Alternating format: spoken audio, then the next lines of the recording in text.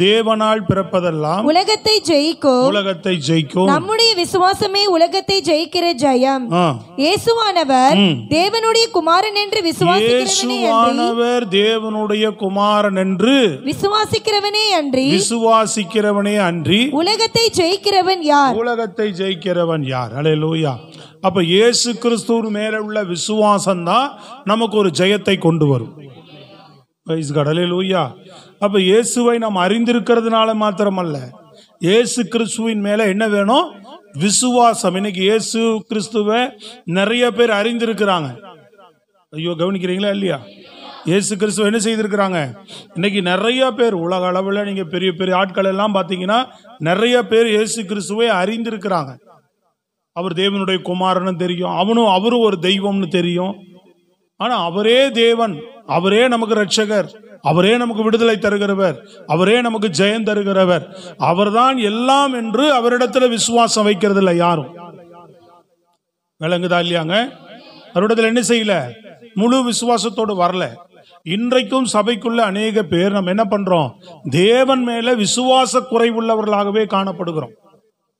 எந்த ஒரு காரியத்தின் மேலும் நமக்கு என்ன வேணும் அப்படின்னு கேட்டீங்கன்னா, தேவன் நிச்சயமா எல்லா காரியத்தின் மேலும் எனக்கு ஒரு ஜெயத்தை தருவார் என்று சொல்லி தேவன் மேலே முழு விசுவாசத்தை கொண்டு வரும்போதுதான் சத்துருவை நீங்கள் ஜெயிக்க முடியும், உலகத்தை ஜெயிக்க முடியும், பலவீனத்தை ஜெயிக்க முடியும், போராட்டங்களை ஜெயிக்க முடியும், தடைகளை நீங்கள் ஜெயிக்க முடியும்.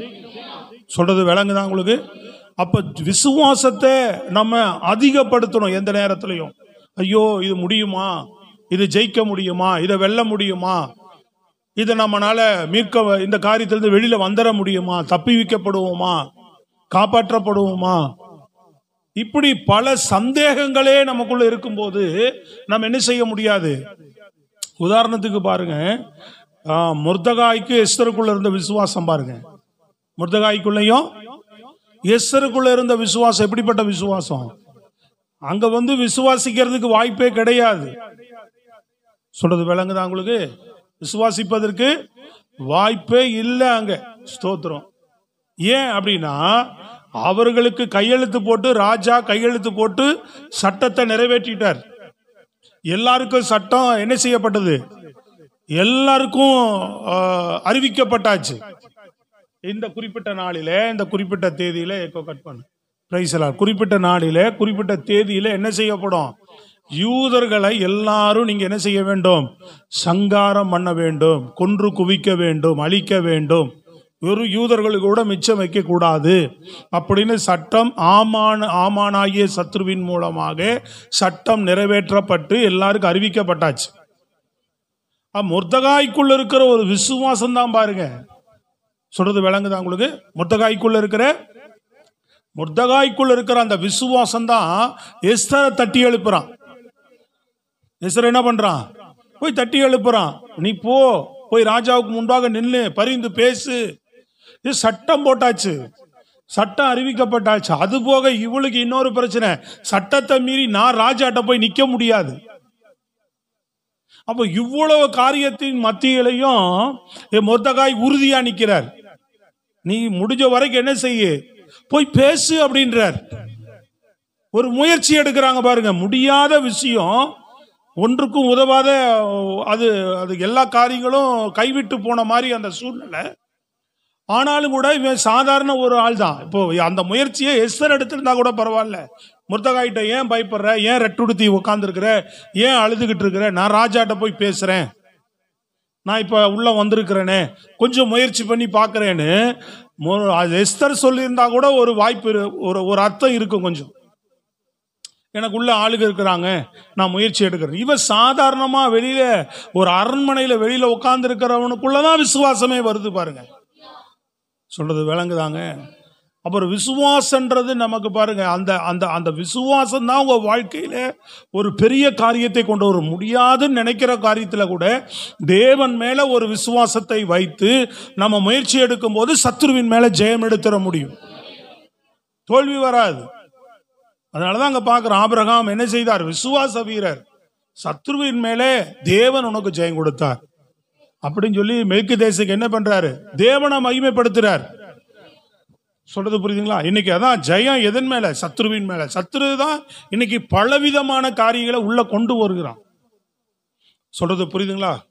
பல தந்திரங்களை நம்ம கிட்ட தவறு இருக்குனாலும் அதையும் சத்ரு தான் கொண்டு வரோம். அதையும் நீங்க தான் ஜெயிக்கணும். உங்கள்கிட்ட மிஸ்டேக் இருக்குனாலும் ஜெயிக்கணும். நான் தான் சொன்னேன் அன்னைக்கு, வெளியிலிருந்து வருதுனாலும் நீங்க தான் ஜெயிக்கணும். சத்ரு எந்த விதத்துல உங்கள்கிட்ட கொண்டு வரான்? சொல்றது விளங்குதாங்க? அப்ப எந்த வடிவில் உங்களை கொண்டு வந்தாலும், உங்களுக்குள்ள அவன் தந்திரமா ஏதாவது காரியத்தை கொண்டு வந்தாலும், வெளியிலிருந்து கொண்டு வந்தாலும், எந்த வடிவில் எந்த முறையில் அவன் பிரச்சனைகளை கொண்டு வந்தாலும், ஒரு தோல்விக்கு, ஒரு பொருளாதாரத்தில் ஒரு தோல்விக்கு காரணம் நாமளாகவும் இருக்கலாம் இல்லையா, இன்னொரு நபராகவும் இருக்கலாம். ஒரு குடும்பத்தில் பிரச்சனைக்கு நாமளாகவும் இருக்கலாம், இன்னொரு நபராகவும் இருக்கலாம். அப்ப என் மூலமாவே வந்துருச்சுன்னா சத்ரு இப்படி ஒரு காரியத்தை கொண்டு வந்துட்டானேன்னு சொல்லி என்ன பண்ணணும்?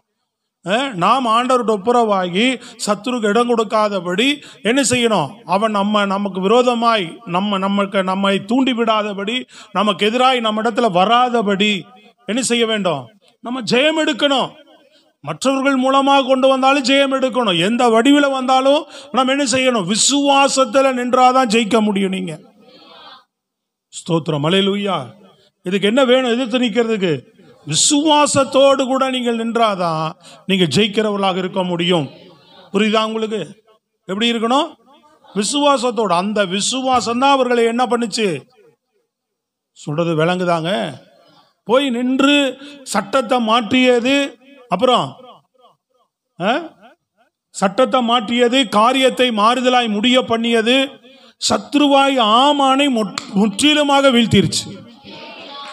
அவ்வளவுதான், ஜெயம் வந்துருச்சு. அவர்களுக்கு பெரிய வெற்றியை கர்த்தர் அவர்களுக்கு தந்துட்டார். அவர்களுடைய விசுவாசம், ஒரு விடா முயற்சியில தேவனுடைய சமூகத்துல போய் என்ன செய்யறாங்க? நிக்கிறாங்க. ராஜாவுக்கு முன்பாக நிக்கிறாங்க. அப்படின்னா நாம் இன்றைக்கு ராஜாவாய் இயேசுவுக்கு முன்பாக ஒரு விசுவாசத்தோடு கூட போய் நிற்க வேண்டும். சொல்றது விளங்குதாங்க? நம்ம அப்படி நிற்கிற வேளையில கர்த்தர் நமக்கு சத்ருவின் மேல ஜெயம் கொடுப்பார். காரியத்தை மாறுதலா முடிய பண்ணுவார். நம்ம பகுதியில் ஜெயம் வரும். அல்லேலூயா. நம் காரியம் தோல்வியா பார்க்கிற காரியம் ஜெயமா மாற்றப்படும். எங்க சத்துரு இருக்கிறானா வீழ்த்தப்படணும்னு சொல்லி ஜெபிக்கணும். எங்க கை வைக்கிறான், எங்க பிரச்சனை வருது, நம்ம அப்படியே போகக்கூடாது. தந்திரமா இன்னைக்கு என்ன செய்கிறான்? இன்னைக்கு விசுவாசிகள் அப்படித்தானே சொல்லப்படுது. கடைசி காலத்துல அவன் என்ன செய்வான்? யாரை வஞ்சிக்கலாமோ என்று பல விதத்துல இன்னைக்கு கொண்டு வருவான் காரியத்தை. அப்ப நீங்க எல்லா பகுதியிலும் என்ன பண்ணணும்? தொடர்ந்து ஜெபத்துல நின்றுட்டே தான் இருக்கணும். விசுவாசத்தோடு நீங்க எதிர்த்து நின்றுட்டு தான் இருக்கணும். சொல்றது புரியுதுங்களா? எந்த வடிவில் சத்துரு தந்திரமா உள்ள நுழையிறான், நம்ம சமாதானத்தை கெடுக்க, நம்ம ஆசீர்வாதத்தை கெடுக்க, புரியுதுங்களா, நம்ம பாதுகாப்பை கெடுக்க, நம்ம அடுத்த கட்ட வாழ்க்கையில முன்னேறுவதை கெடுப்பதற்கு, தேவனோடு இருக்கிற உறவை பாதிப்பதற்கு எங்கெல்லாம் வருகிறான் அதெல்லாம் கையை உயர்த்தி ஜெபம் பண்ணாதான் ஜெயம் வரும். இயேசுவின் நாமத்தினால விசுவாசத்தோடு நின்னீங்கன்னாதான் ஜெயம் வரும். மொழிய அப்படிதான் நீங்க வெளிப்படத்துல பார்க்கிறோம். எல்லா பகுதியிலையும் ஜெயங்கொள்ளுகிறவன் எவனோ, ஜெயங்கொள்ளுகிறவன் எவனோன்னு ஒரு சபைக்கு ஆண்டவர் சொல்றார். சொல்றது விளங்குதா உங்களுக்கு? ஜெயங்கொள்ளுகிறவனுக்கு தான் நான் ஜீவ கிரீடத்தை தருவேன்றார். ஜெயங்கொள்ளுகிறவனைத்தான் பிதாவினுடைய வீட்டில் தூணாக்குவேன் அப்படின்றார். ஜெயங்கொள்ளுகிறவனுக்கு தான் வெண்வஸ்திரம் கொடுப்பேன் அப்படின்றார். ஜெயங்கொள்ளுகிறவனுக்கு என் நாமத்தை, என்ன யாரும் அறியாத ஒரு நாமத்தை நான் அவனுக்கு கொடுப்பேன் அப்படின்றார். மறைவான மன்னாவை கொடுப்பேன் அப்படின்றார். அப்ப நம்ம ஜெயம் எடுக்க வேண்டும். தேவனுடைய பிள்ளைகள் அவர் நாமத்தை கொண்டு அவர் ஜெயம் எடுத்திருக்கிறார், ஜெயம் கொடுக்கிறார், ஜெயம் எடுத்திருக்கிறார், ஜெயம் நமக்கு கொடுக்கிறார் என்ற விசுவாசம் நமக்கு வேண்டும். அந்த விசுவாசத்தோடு நின்று என்ன செய்யணும்? வேடிக்கை பார்த்துட்டே இருந்தாலோ, அந்த பிரச்சனையை பேஸ் பண்ணிக்கிட்டே இருந்தாலோ, நீ பேஸ் பண்ணிக்கிட்டே இருக்க வேண்டியதான். எதிர்த்து நின்றாதான் முடியும். எதிர்த்து நின்னுங்கள், அப்பொழுது அவன் உங்களை விட்டு ஓடி போவான். ஸ்தோத்திரம், அல்லேலூயா. எதிர்த்து என்ன? மனுஷனோட மனுஷன் எதிர்த்து நிக்கிறதா? இல்ல, பிரச்சனையோட எதிர்த்து நில்லு. உனக்கு கொண்டு வருகிற எந்த போராட்டமும் அதை எடுத்து நில்லு. புரியுதுங்களா உங்களுக்கு? வீழ்ச்சி, பொருளாதாரத்துல வீழ்ச்சி வருதுன்னா என்ன செய்யணும்? பொருளாதாரத்துல வீழ்ச்சியை படுத்துகிற சத்ருவை, கை வைக்கிற சத்ருவை நீ என்ன செய்யணும்? ஜெபத்துல எதிர்த்து நிக்கணும். கர்த்தரன் ஆசீர்வதிச்சிருக்கிறார். அதான் நம்ம சண்டே பார்த்தோம் இல்லையா? கர்த்தரன் ஆசீர்வதிச்சிருக்கிறார். கர்த்தருடைய ஆசீர்வாதம் என் மேல இருக்கு. என்னுடைய பொருளாதாரத்துல சத்துரு கை வைக்கிறதுக்கு என்ன இல்லை? அதிகாரம் இல்லை என்று சொல்லி நீங்கள் விசுவாசத்தோடு அதட்டும் போதுதான், விசுவாசத்தோடு எதிர்த்து நிற்கும் போதுதான் ஜெயத்தை தேவன் உங்களுக்கு கட்டளையிட முடியும்.